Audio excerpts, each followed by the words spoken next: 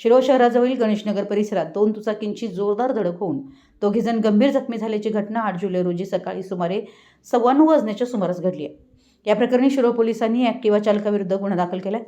याबाबत पोलिसांकडून मिळालेल्या माहितीनुसार फिर्यादी अबिद हसन साहेबलाल पखाली वय 35 राहणार चुनाभट्टी जयहिंद नगर शिरोळ हे त्यांचे वडील साहेबलाल हयाचंद पखाली यांच्यासह हिरो स्प्लेंडर प्लस दुचाकीवरून घरी जात होते.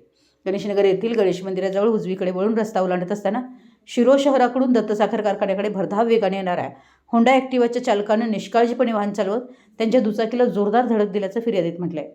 या अपघातात अबिद हसन पखाली व त्यांचे वडील साहेबलाल पखाली हे दोघेही गंभीर जखमी झाले असून दोन्ही वाहनांचंही नुकसान झाले. जखमींवर श्री दत्त सहकारी शेतकरी साखर कारखाना ट्रस्ट रुग्णालय दत्तनगर इथं उपचार सुरू आहेत. या प्रकरणी फिर्यादी अबिद हसन पखाली यांच्या फिर्यादीवरून शिरोळ पोलीस ठाण्यात गुन्हा ॲक्टिवा चालकाविरुद्ध गुन्हा दाखल करण्यात आला.